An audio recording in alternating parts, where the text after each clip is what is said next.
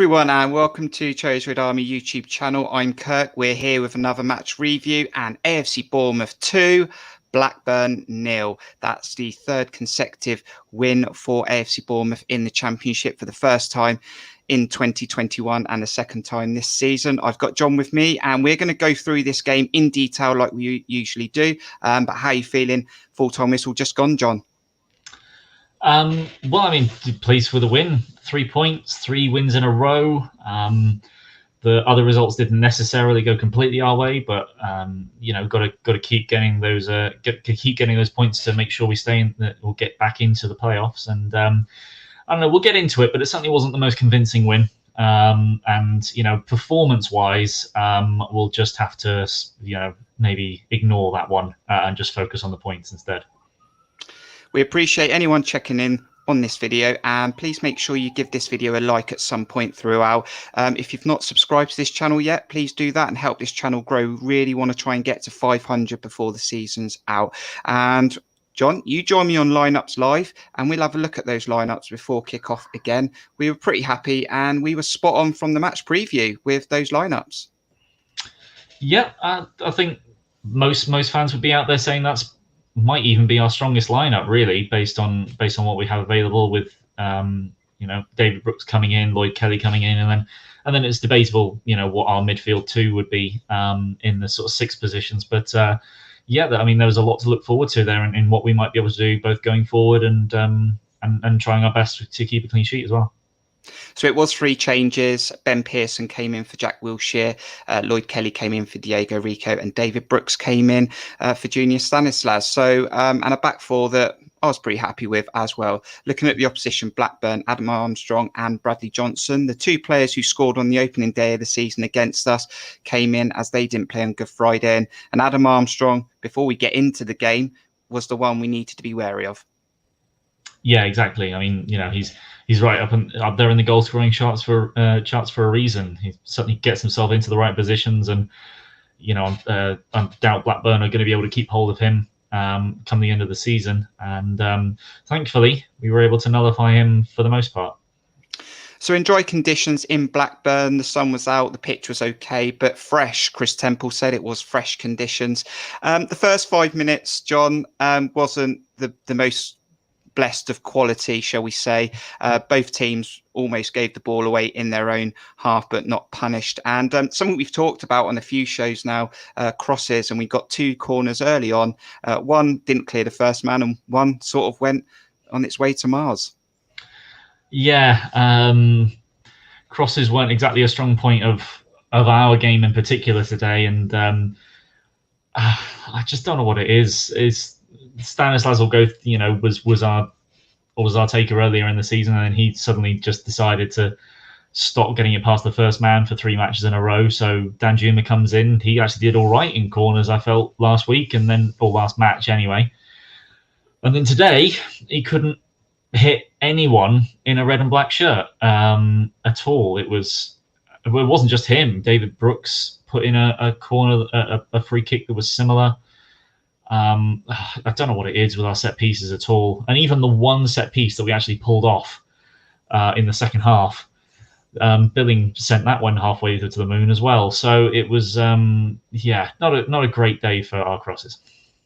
8th minute then, David Brooks back in the team, and he'd come alive. He'd sort of win the ball, travel with the ball, and then he would get to the edge of the area, and I thought instantly pen. On reflection, I think if it was a foul, it's just outside, but VAR, there is none in the Championship.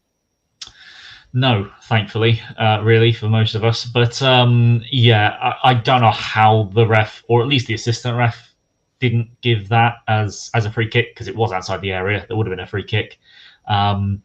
As much as Brooks landed in the penalty area, I do think it would have been a free kick. But yeah, I don't know how that one wasn't given. But the ref wasn't too keen to give us all that much today, I have to say. Yeah, I would agree with that, absolutely.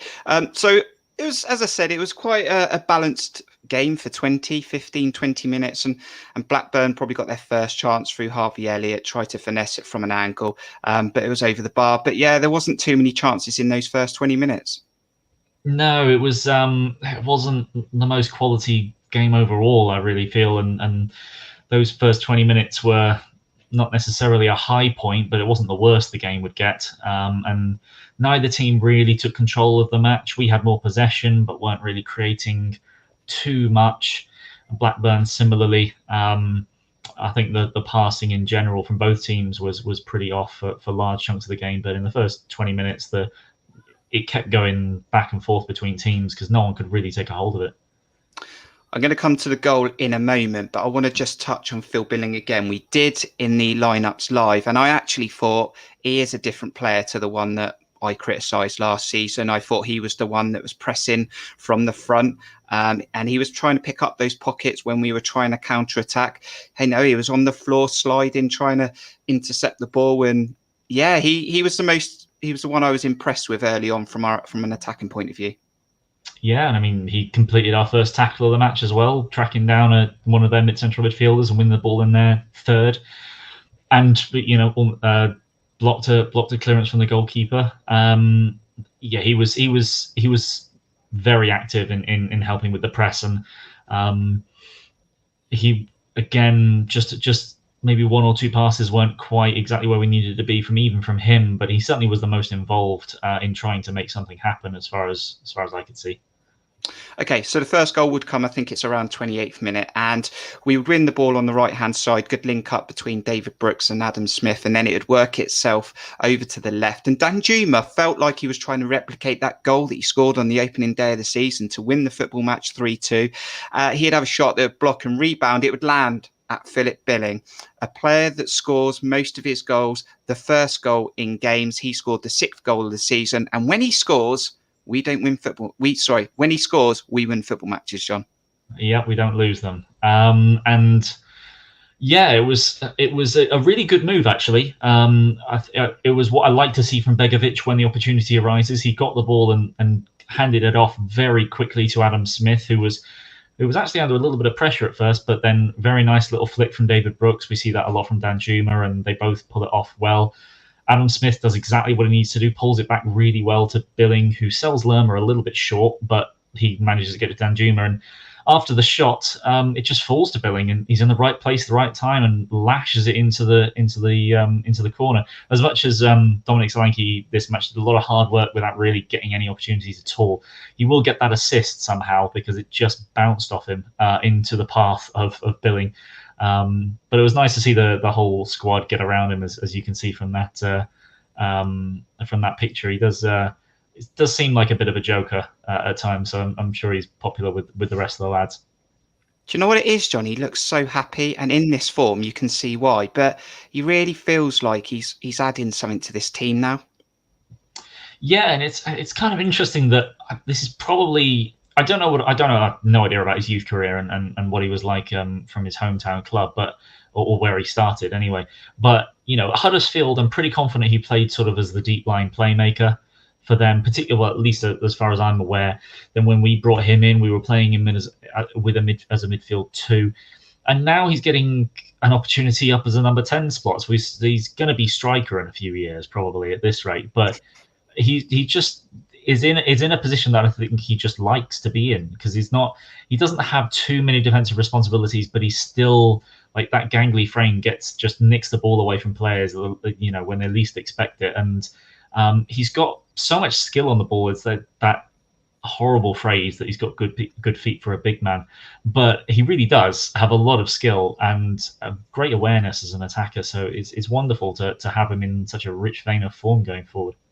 So 1-0 to AFC Bournemouth, but the last 15 minutes of that half would sort of play into Blackburn's hands. They would dominate the ball, and they would have half chances at best, I think, but they would be the better team as we went into half time. And again, Harvey Elliott would probably have the better of the chances, but Begovic would punch a few away. But I thought defensively we looked okay. I didn't feel like we were going to concede. No, yeah, I felt we were holding them at arm's length. We really didn't look like we were going to let them create all that much. And Begovic did have to make a save here or there. There was a Lewis Holtby header in the first half, I think it was, but he kept clawed hold of that quite easily. And yeah, they weren't making too much. I mean, we weren't really troubling them that much in the other direction either, but we certainly didn't look like we were going to concede. I agree with you on that. Half time then, AFC Bournemouth 1, Blackburn 0. And the first 15 minutes would come out and be quite scrappy again, I thought, John. And there'll be a couple of yellows, one for Lerma, not a shock there. And Dom Solanke would pick up a yellow as well. Touching on the referee, and I thought he was really poor today. And I've been on a few shows recently where they've discussed how poor the Championship refereeing is. Yeah, I mean, what's your thoughts on that? I'm happy to have this conversation because we've won the match, because I don't generally like to comment on officiating. Yeah, I'm the same. I think referees get way too much stick for when you consider what they do, what they get paid, what support they've got in place, because they don't really have that much. And in this particular game, yeah, I mean, you can look at the foul that wasn't given for David Brooks in the first half, and then what was was it a penalty almost that wasn't given towards the second half, or Ben Pearson was clattered, or there was quite a few decisions that just didn't go our way, and then I actually feel he got pretty much all the decisions going the other way probably right for the Blackburn, because there was a debatable penalty for Blackburn before theirs was given in regard to Carter Vickers challenging in a clearance. But I don't know, I think there will be worse refereeing performances than that, but it was just felt very one-sided on this game. There were a number of decisions. Oh, that was it. It was a Johnson dive from Pearson, almost clipping his heel, but didn't. And there was a free kick that, thankfully, Adam Armstrong fired 3 bars over. But yeah, I think there's definitely a conversation to be had about the refereeing standard in the Championship. I feel I don't like to be too picky on refereeing decisions, because if you play well enough, then it shouldn't really matter too much how biased, in quotes, do you think the referee is. But there'll be enough tight games that a referee decision here and there will make the difference. And Swansea in particular have been very lucky with a lot of penalties that have been given to them over the last month or so. So yeah, I don't know. I'm like you. I don't like really talking about it too much, because I feel it takes too much away from the actual footballers and their responsibility to perform and do well in a match. But it did look particularly bad in this game with how few decisions were being given to us. A few chances then for both teams just after the 60-minute mark, and we'll refer back to that corner set piece that would be fed back to Billing, and that went very high, and be aware, John, just in case it comes back down, so keep your eye out. And then on the opposite end, Adam Armstrong would have a chance. It would sort of be headed down to him, and he'd get a volley away and a good block from Carter Vickers. So finally balanced at 1-0, and one team could have gone 2-0 up, or it could have been 1-1. Yeah, that's sort of how it was, I think, in terms of, you look at the chances, and, as I said before, the quality wasn't all that high for a large chunk of the game. A lot of the passing was very off, and we were still doing relatively well at holding them to arm's length. I just would like for us to have created more, particularly on the counter. I think we've got a team that's well set up to really do damage on the counter-attack, but we just couldn't get anything really going together in this game, apart from the 2 goals, and that was pretty much it for us. 20 minutes to go then, Stacey would come on for David Brooks, and we did see that sort of change happening at some point during Lineups Live, and 15 minutes to go, 75th minute, or roughly. Pearson would work hard around the Blackburn area, and it would land to Danjuma, a player that didn't have his best game, and we've said that quite a few times this season, but he comes alive in the area, finesses it, past the goalie, 2-0 to AFC Bournemouth.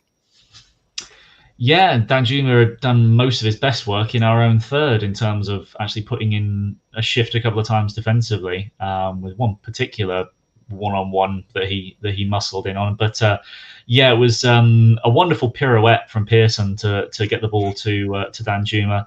And then when it falls to him, just makes the defender look silly by putting it through his legs, and then first time into the bottom corner comfortably past the keeper. It was just the one thing that he really did going forward.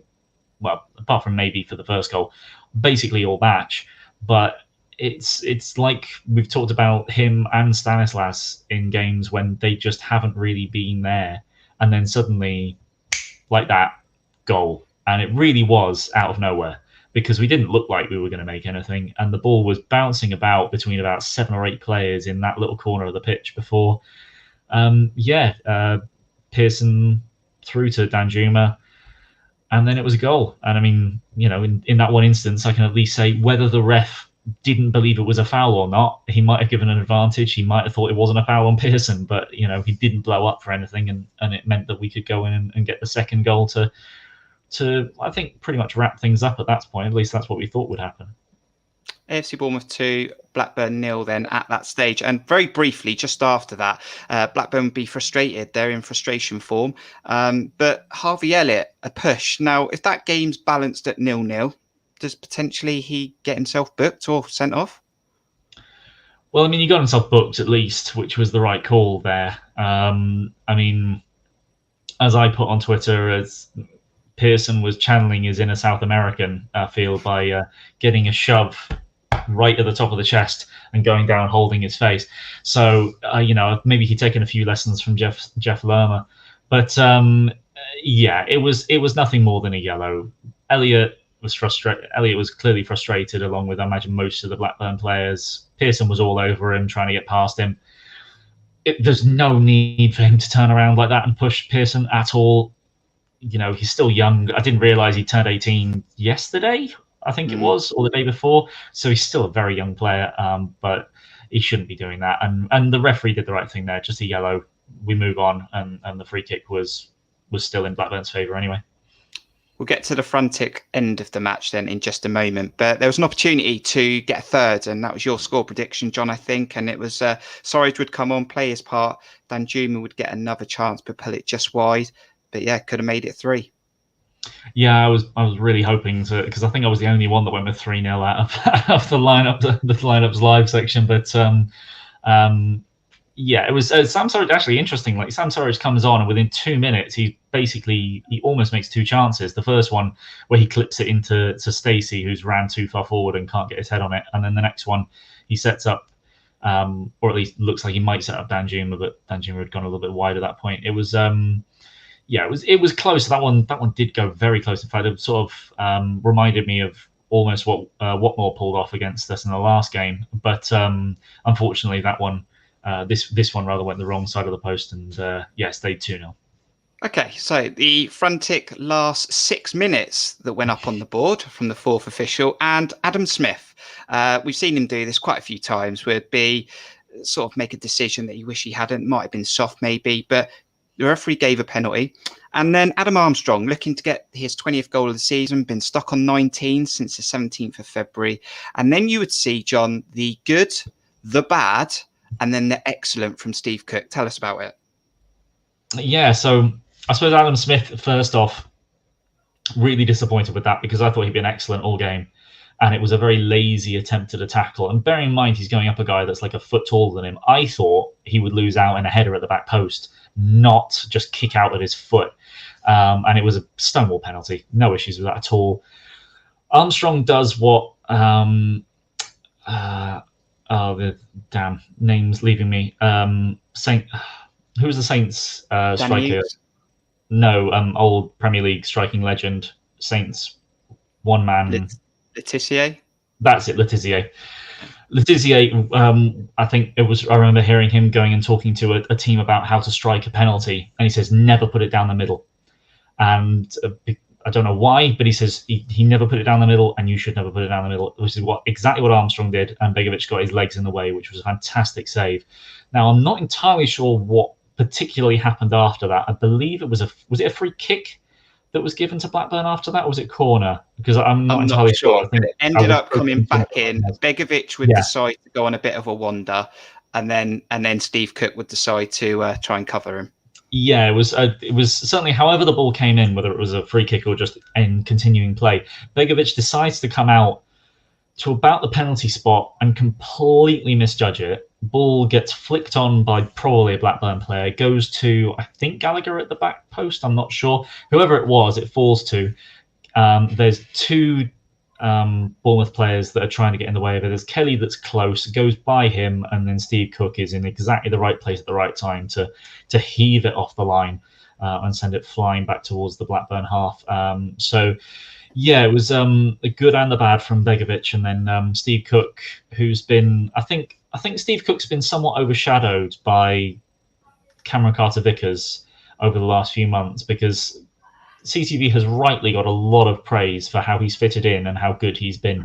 But Steve Cook, ignoring maybe the mistake for the goal against Preston, has for the large part been excellent still. And those two have made a very good partnership. And it was Cook should quite rightly get a lot of praise for that. But him and Carter-Vickers were both excellent today to stop Blackburn from scoring. And looking at the stats there, AFC Bournemouth have less possession there, and that's another football match where we've won a game without dominating the ball and less shots, but we got the 2 goals. The final whistle went 2-0 to AFC Bournemouth. That's the 3rd win for us in a row, as I said at the start of the video, and 6 points over the Easter weekend. Yeah, it's that's the most important thing in the end of the day. It's certainly over the last 2 games, that's 5 scored, 1 conceded, 6 points. Go further back, it's 8 scored, 1 conceded, 9 points. So that's all fantastic. Looking at those stats there, it shows you that the only thing that we won in was fouls conceded and yellow cards. So and saves made by the keeper. So I think performance wise, I would prefer they just write that one off as being sort of like a lucky day at the office, in terms of we didn't really perform for most of that game. I would say going forward anyway, defensively we were very, very solid for the large parts, but I certainly expect more from the team in terms of like Blackburn could have been there for the taking in a lot of ways, but look, we got the win, and that's the main thing, and that's what I would imagine that the team will be focusing on when they prepare for the game against Coventry. Okay, let's take a look at the Twitter then, the Man the Match poll for this game. And I think it's going to go to someone who worked hard in the centre in the midfield there. And that goes to Ben Pearson, 47.4%. And you can see the other contenders in there as well. Are you happy with that, John? Yeah, I think it was a hard pick for me, to be honest. I think those 4 quite rightly should be in there. And I think Begovic maybe be a bit unfortunate not to be included in the list as well, having pulled off a penalty save, which is not what's expected of your keeper, but he did very well and kept a clean sheet. So I think Pearson, as much as in the first half, I felt he was a bit off it, like pretty much everyone else was, in terms of his passing wasn't quite as crisp and as good as we've expected from him over the last few months. By the end of the game, he was everything that we needed from him. He was strong in the tackle. He got the assist, obviously, which is not what we expect of him, but he played everything simple. He did exactly what we would expect from him. And I mean, one of the most disappointing stats for me of the game was our pass accuracy of 62%, which is 15% less than our season average. But Pearson, he's up there. He was 80%, man. He was Mr. Consistent. He was absolutely everything we needed from on the ball, off the ball, and quite rightly takes man of the match in the poll. Okay, and we're just going to take a look at the rest of the results in the Championship this afternoon and the table. But this is your opportunity to make sure you give this video a like and also subscribe if you haven't already. We'll be back in 20 seconds.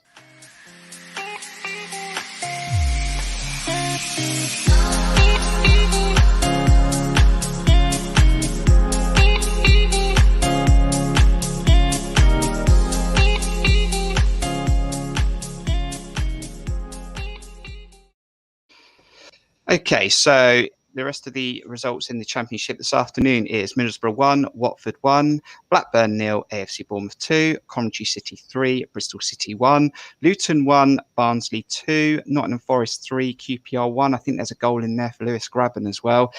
Reading 3, Derby 1, Rotherham 0, Wickham 3, Stoke City 1, Millwall 2, Swansea 0, Preston North End 1, and I think there's an afternoon fixture as well. So looking at those scores, John, I mean, Swansea lost again. They're deceiving the Championship. I've said this for a few weeks now, but Reading got the win, and so did Barnsley. But it's still in our hands. We have that game in hand. Yeah, I mean, Barnsley and Reading winning is obviously not what we want, but in the end, as long as we continue to do our thing, it doesn't really matter. So that's by the by in terms of what we can do in our game. Swansea losing again, 1-0 at home to Preston is they've been on a hell of a downward trend, and at this rate, they're not going to hold even fourth place as things carry on. They're only 1 point ahead of Barnsley, 2 ahead of Reading, and 3 ahead of us. And although they do have a game in hand on the other 2, it's I don't know. I don't know what's going to happen with them. They're 4 ahead of us, but it's an interesting one because you'd expect so much more from that Swansea side, but they really are just falling like a stone for the most part. 3 losses in a row is not what you want, even if they do stay in the playoffs, which could well be debatable at this point. That kind of form is not going to get you anywhere. So. No, absolutely. I mean, I said that I think Swansea needed another 6 points to get to 75, and they're losing to teams that you probably would have expected to get those points. But it's in our hands. We've got that game in hand, which will come round next week against Huddersfield. And as long as we keep winning football matches, we'll be in those playoffs come 46 games. So in summary, John, I mean, we got the result. It wasn't pretty throughout, but we're getting the 3 points and we're putting a little bit of a run together, which is what we've been asking for since the turn of the year. Yeah, exactly. I've mentioned it a few times that I think this isn't the performance that I'm really looking for from the team. But I don't want to harper on about it because I mean we won, and that's the most important thing. And defensively, we were very good. Apart from the penalty, we limited them hugely. So I think there's the passing really needs to be worked on. The set pieces really need to be worked on based off today. But Brooks got 60 minutes in him again, and he showed flashes. He looked hungry because he was all over the place when we couldn't get the ball to him, so he came looking for it. Danjuma was mostly absent, but picks up a goal because he's got that Danjuma magic that he can pull out of nowhere. And Pearson and Lerma forming a good defensive partnership. I think in the end, because of how much Blackburn dominated the ball, they were really good to have there. Although, whether they would have done if Wilshere was in there, we might have had more control. It's an interesting, debate to have. Yeah, defensively it was great. Offensively, we got 2 goals without doing much else. So 3 points and we move on. Fantastic. Thanks for joining me on Lineups Live and on this match review, John. Yeah, great to be here. Looking forward to the next match.